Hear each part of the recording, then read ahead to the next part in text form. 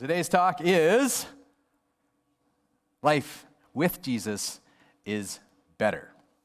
All right. This is chapter 12, and we're only actually going to go through 3 verses today. Okay, so here we go. Hebrews chapter 12.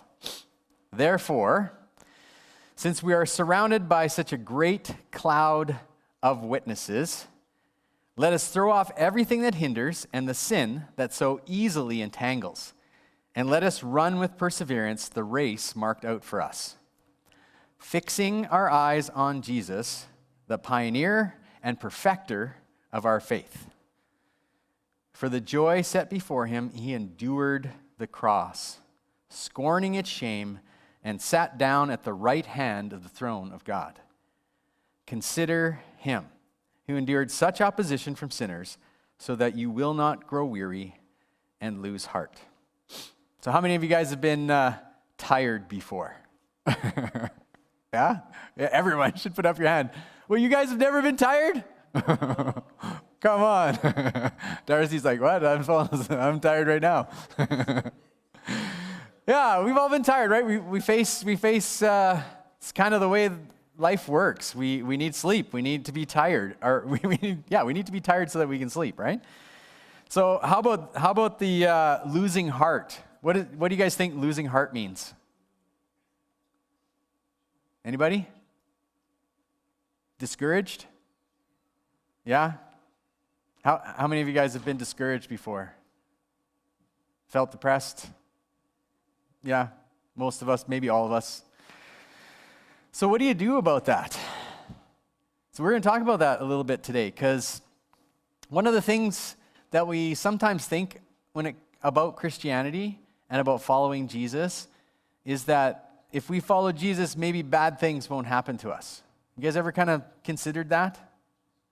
Right? It's one of the questions that often comes up in our text in your question nights, is that, why do good things happen to bad people? I mean, why do bad things happen to good people? I guess the reverse is good too, right?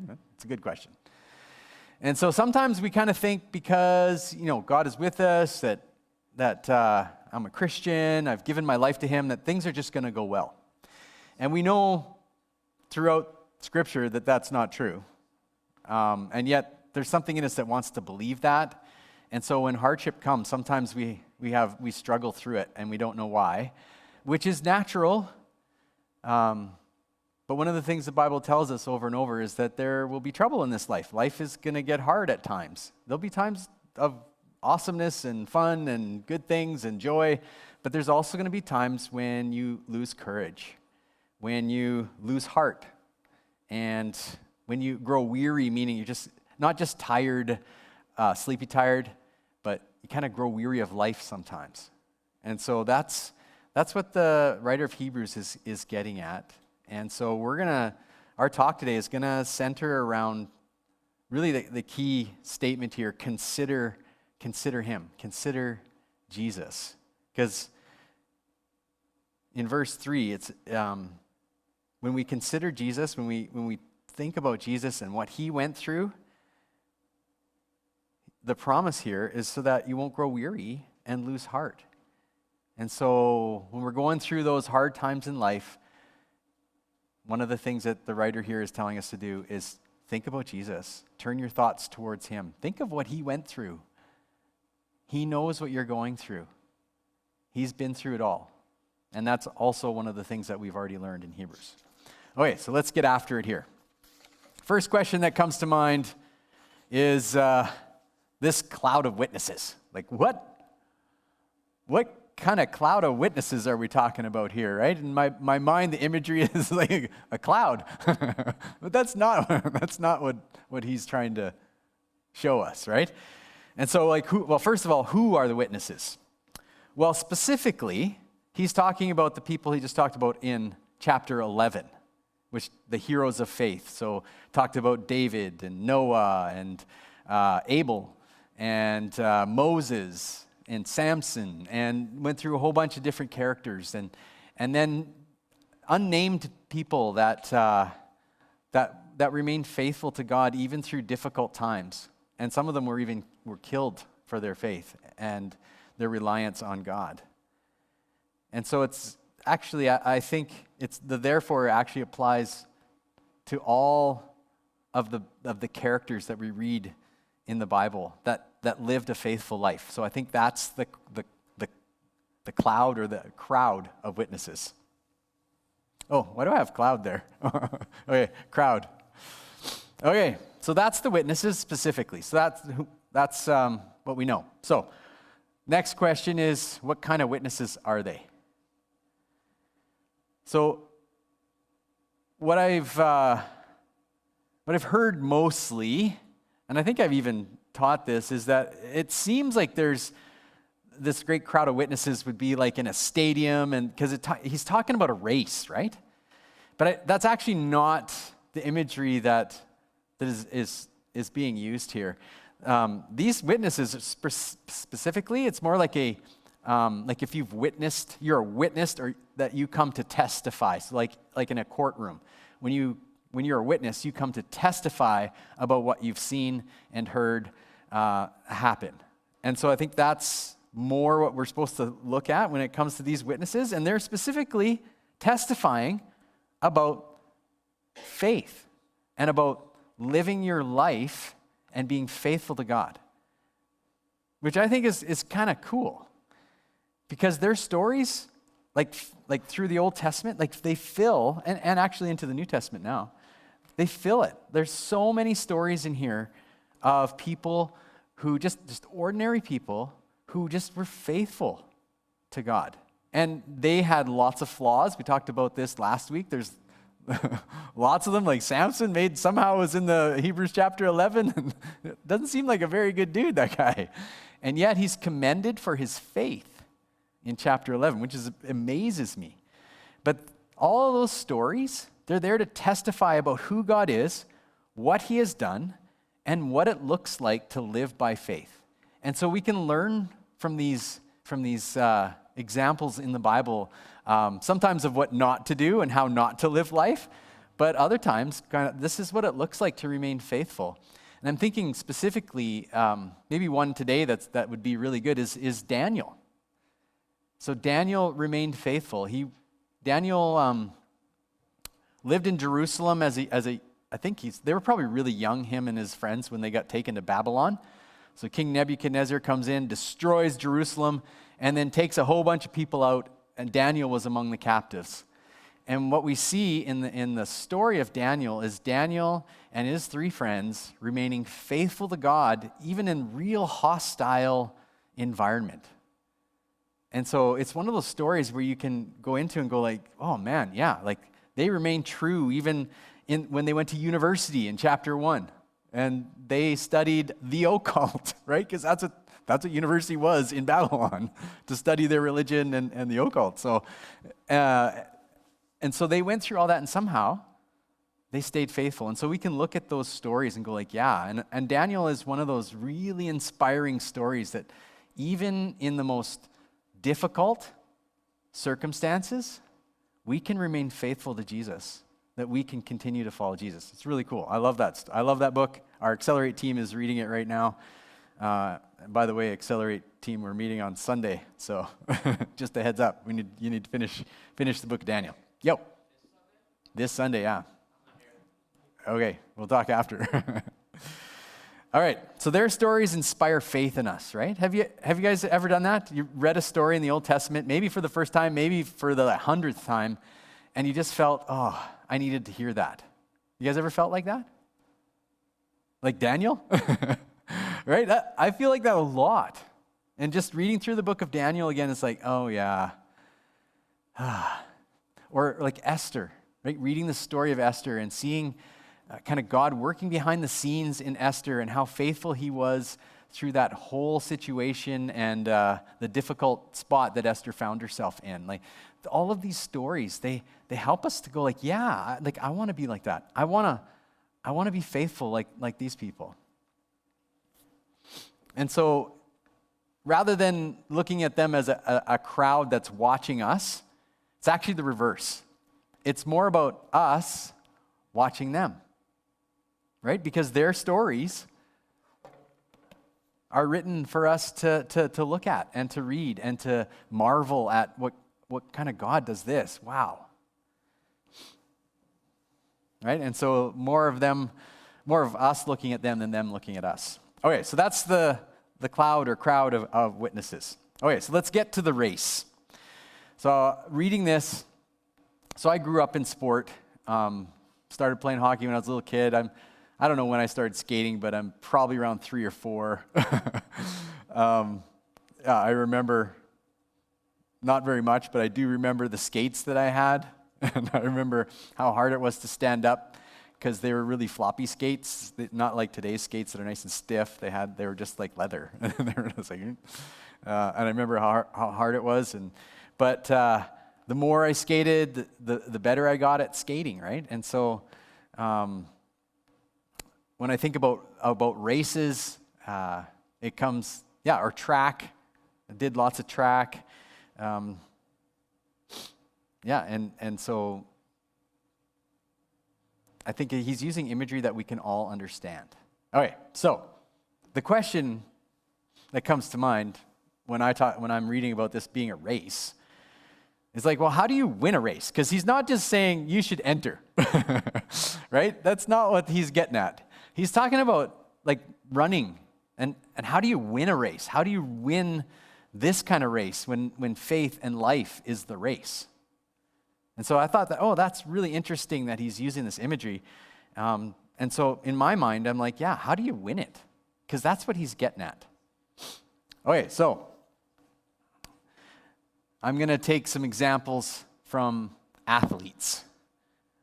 How do you win, to answer this question, how do you win the race? And of course, we're going to use what the writer of Hebrews is telling us to do. Okay, so number 1.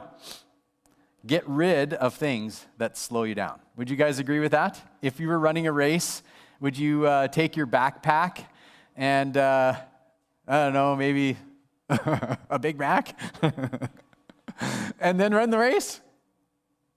Anybody? Should we do that? Except for you guys. You're like, yeah. No, you want to get rid of stuff, right? And so that's kind of the imagery he's giving. Is like if you want to compete in a race, you want to get rid of all that stuff. So he calls this stuff. He says, "Let us throw off everything that hinders and the sin that so easily entangles." And so what we've been given here is kind of a picture of 2 different areas that we need to get rid of because they hinder us from competing well in a race. Okay, so that's the imagery we want to use. So hindrances. So it literally means distractions, right? And so if you're running a race, probably the worst thing you can do is, other than carrying a backpack maybe full of rocks, is to be completely distracted from the race that you're running. And so it's not saying that these hindrances are necessarily bad. This is actually what makes it difficult. Is that a lot of the hindrances that he's talking about aren't like necessarily sinful or bad things. They can just get in the way of us running a good race. And so sometimes we just get involved in too many good things. And what happens is we get distracted from the race when talking about faith and living our lives for Jesus because we get distracted with all the other stuff. And I know growing up, it's so easy. And especially when you really love to do like every sport, you want to play all the sports, and none of those things are bad, but if you just pile up, and if that's all you think about, it actually becomes a hindrance to running a good race for Jesus. Now you can play all of those sports and have them not be a hindrance, and for me it all came down to this, and I learned this. Not while I was growing up, I learned this later when I had kids, is that one of the main factors about sport is that we need to have people who love Jesus competing in sport, on sports teams, because we need to have the witness. We need to have, because where you go, if you're a Christian, that's where Jesus is. Jesus is with you. And so we need to have people in sport because Jesus is with us. And so I coached hockey for years and years. 2 of my kids played hockey. And so one of the things that I knew and talked to them about was that, well, especially my son, Silas, more, is that what doesn't matter what team we make, what matters is that when we go in, Jesus is coming with us, and this is a mission field for us. And so, coaching, I coached hockey, I taught hockey, but I prayed for those boys, I prayed for those families. Like, I wanted them to know Jesus. And so that was a really important part. And so that way, then when you're there, understanding that Jesus has given you giftings and passions that you need to use for his glory instead of your own, that changes your motivation for sport. You still get to use your passion, you still get to use your giftings, but you can do it for God's glory. And part of that is understanding why God has given you those gifts to begin with. So you guys kind of capture the idea of hindrances, so they can be good or bad, right? The bad ones I think are pretty obvious, but you'll go through this. This question's in your small group, so you can hammer this one out a little bit better. The second one is entanglements. So what kind of imagery comes to mind when you think of entangling? What's that? Okay. Is there an image that comes to mind? Okay, fish. Oh, that's a good one. I didn't think of that. Yeah, like fishing line. You get all tangled up. That's right. That's good. Yeah, I have this picture of kind of like vines. Like, I don't know, it's because maybe I'm thinking of cartoons and stuff and superheroes and Poison Ivy because we did a Batman game. But yeah, like the things that they're holding you back. Well, sin is like that. So the writer of Hebrews has given us a picture of what sin is like. It entangles you, and things that entangle you, you don't notice necessarily right away because they're a trap. So they look nice. It's like, ooh, shiny, right? It's like, oh, I like that. But when we choose sin over Jesus or the life of sin over life with Jesus, it entangles us and it like snares us. And so it's not a pretty picture. And so we have to watch out because sin can be, or no, not can be. Sin is always a trap. It looks good, right?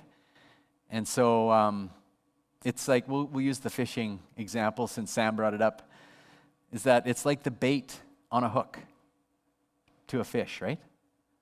Why do fish bite hooks with bait? Looks good, right? It's like, oh, that's delicious. Or if they're a jackfish, they're just mad, right? They just want to bite it. That's what sin is. It looks good, but there's always a hook, right? It's a snare. It's a trap.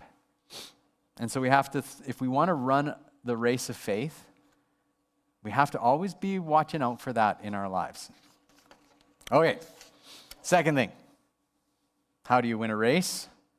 Well, you got to run the whole race, right? Can't quit. So if you quit, you can't win a race, right? That's pretty obvious. Like Captain Obvious here, right? Okay, so this is, he says, let us run with perseverance. So what's perseverance? Let's think of athletes. Yeah. Yeah. Nice. What makes you keep going? Right? It's just kind of like endurance, or, there's lots of words to describe that.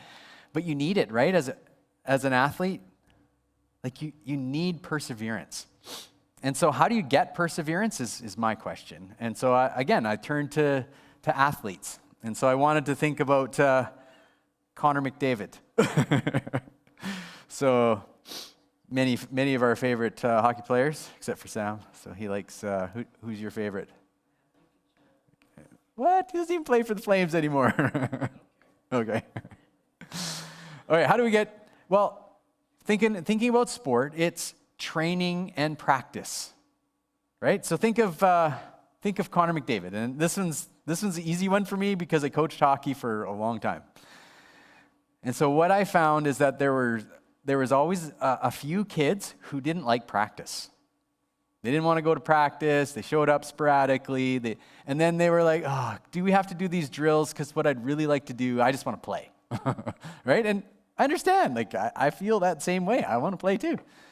And yet, here's what I know, is that the reason that we're doing drills is so that in practice, you start developing, it's called muscle memory. You start developing these things and these skills so that when you play the game, those skills are present in your game, right? And so that's why we do the drills over and over. That's why we have practice. And so it's very similar in the Christian life. Like you actually have to be intentional about living your life for Jesus. And so part of it may be coming to youth. That might be a way to practice. Because we want part of the practice for Christians is understanding the Bible and what God desires of us and what it actually looks like to follow Jesus, right? That's really important. And so we want to practice those things that we learn. And so as we practice them, guess what happens? They become more and more just a natural part of our life. Because sometimes the things that we when it comes to faith that we start doing, sometimes they're really hard to start, right? But we have to think about it just like an athlete, that an athlete's practicing and doing these drills over and over so that it becomes natural when we play the game. For us, it's the same way. And so maybe spending even a little bit of time talking to Jesus or being with Jesus, or maybe just reading a few verses of the Bible, just to start to practice. And what happens is we develop those habits and they become more naturally part of our regular life. And so great athletes train well and practice hard.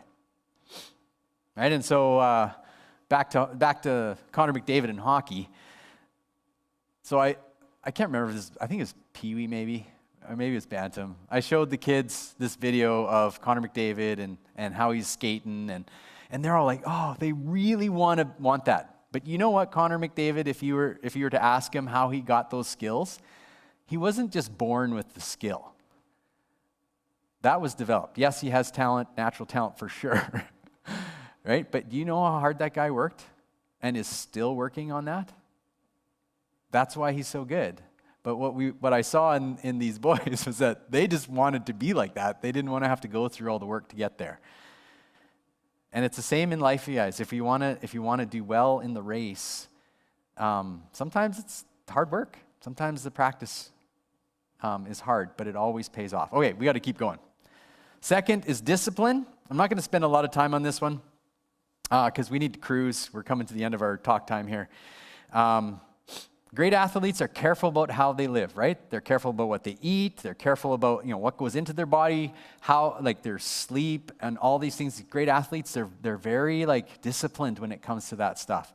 Well, the Christian life, the life of faith, has lots of similarities. We need some discipline. Because things don't come naturally, right? We have to work at it, and we have to be careful about how we live, what we let into our lives, is really important.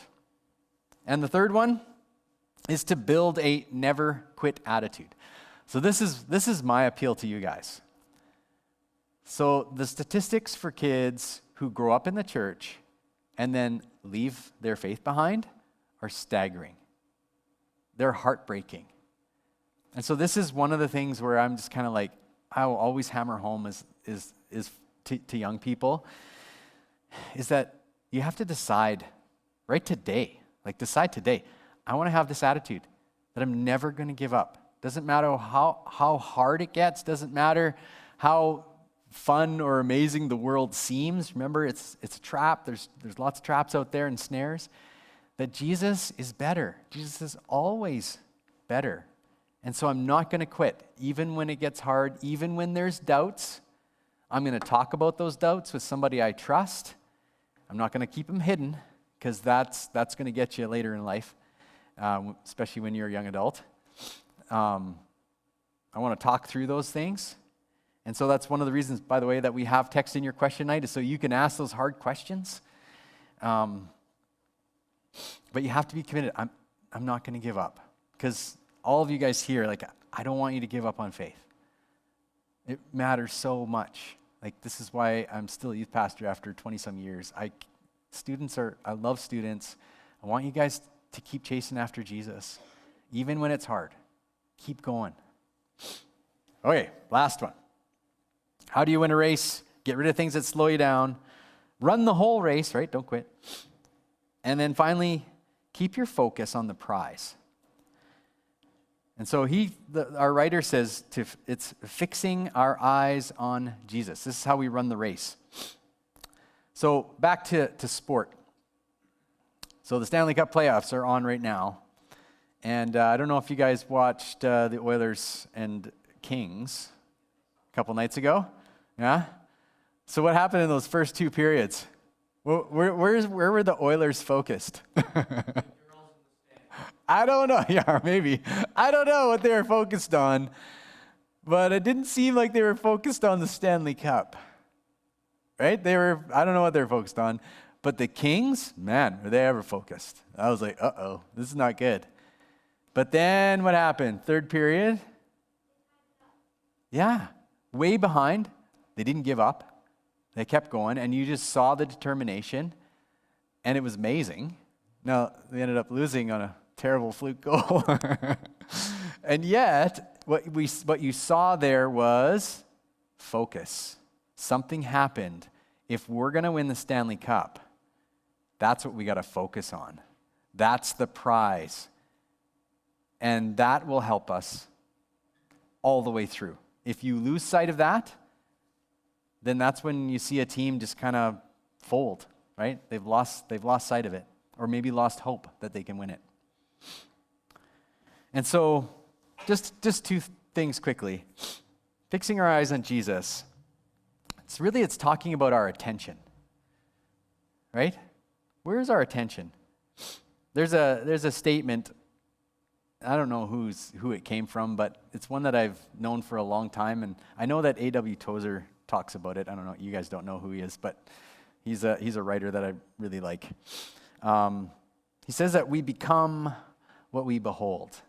This is an interesting thing. What he's talking about is where you put your attention and your time and your effort, that's what you become. And it's really interesting kind of thought, because it's like, really? But when you think about it, what you're giving your time and energy to, and your money and your attention is what you're going to become. And so this is what I think the writer here is getting at, is that when we put our effort and time and money, our attention especially, to Jesus, who he is, what he's done, and to the relationship that you can have with him, then we become more like him. Paul actually talks about that in I think it's 1 Corinthians chapter 4, or maybe 2 Corinthians. I don't know. I can't remember which one it is. One of the Corinthians. But he says, beholding God's glory, we're being transformed or conformed into the image of his Son, one degree of glory to the next. And so it's this idea of beholding, like keeping our focus, the focus of our life, on Jesus. So your attention matters. And so getting acquainted with him, like starting a relationship, that's any relationship, right? You want to get acquainted with the person and get to know them a little bit. And then asking questions like this is how you can kind of determine where your focus is. What's my purpose? Like, what purpose do I have? What's my purpose in life? What am I focused on? Like, what am I thinking about a lot? Like, this was convicting for me as I was writing this down, because I'm like, oh man, I need to focus on Jesus more. Right? Because we continually drift away from that. And so those are important. Our attention matters. So when we keep our attention on Jesus, what happens is we start to become more and more like him. And the second thing, and we talked about this right off the top, is to consider him, to think about who he is, to consider Jesus. Remember what he did. When things are hard and you feel tired, alone, forgotten, depressed, remember Jesus and focus your attention on him. He went through all of that. He knows how you feel. And he'll always be there. All right, this is how in 1 Corinthians chapter 9, Paul says, talking about the race, this is what he says. Don't you realize that in a race, everyone runs, but only one person gets the prize? So run to win. Now, he's not saying that only one of you guys are going to win the game of life. It's not what he's getting at here. It's he's kind of given us this imagery of how we're supposed to run the race that the Bible talks about quite a bit. All athletes are disciplined in their training. They do it to win a prize that will fade away. But we do it for an eternal prize. So I run with purpose in every step. I'm not just shadow boxing. You know what shadow boxing is, you guys? It's like just boxing the air, like a phantom opponent, right? Now, that's good for training, but that's probably really bad if you're saying, yeah, I'm a boxer. Well, who have you boxed? My shadow. You're not a boxer, right? Okay, I discipline my body like an athlete, training it to do what it should. Otherwise, I fear that after preaching to others, I myself might be disqualified. All right, so before we go to small group, we need to know, well, why does this matter? Well, right off the top, I talked to you about not off the top, in the middle of our talk, we talked about the statistics. And my heart for you guys is to stick with Jesus, to remember that he's better always. And how you run the race makes all the difference. See, everyone gives their life to something or someone. Everyone. We all do that. That's part of life. We give it to something. Some ideal, some cause, a person. Like we're always going to give ourselves away to something. So your time, your attention, your desires will be given to something, whether it's wealth, career, stuff, beauty, marks, school, whatever it is. You're going to give yourself to something. And it's not bad to have hobbies or to have any of those things. But if that's the focus of your life, then you're not fixing your eyes on Jesus. You're fixing your eyes on whatever that focus is. And since we're in the book of Hebrews, this is what the writer of Hebrews tells us to do, is consider Jesus and consider Israel and their mistakes. Back in, I think it was chapter 4 and 5, through where he uses the example of Israel and how they failed because they were hard-hearted and they didn't want the things of God. They wanted to do their own things. Secondly, so remembering that you're going to give your life to something, I encourage you to give it to Jesus and stick with Jesus. Secondly, run the whole race, don't quit. Right? Get rid of the things that hinder or tangle. You're going to talk about that in small group, what those things might be. And decide today that you're not going to quit, even when life gets hard. And finally, keep your focus on the prize. And you're going to read some scripture in your small group that will maybe explain that a little bit more. But there's an offer. Salvation is not just about having a good life here, right? Because we talked about before that being a Christian doesn't mean you're not going to have any problems. In fact, it might bring some extra problems into your life. But keep your focus on the prize because Jesus is better. It's like the athlete keeping his focus or her focus on what they're going for, on the prize, the Stanley Cup in hockey, right? Jesus is better. Everything else will fail you, but Jesus never will. So my hope for you guys is that you remember that, because there's going to be lots of times when your doubts about who Jesus is, about faith, rise to the surface. So I encourage you to remember, wrestle through the doubts. That's good. Need to do that. But to always remember that Jesus is better.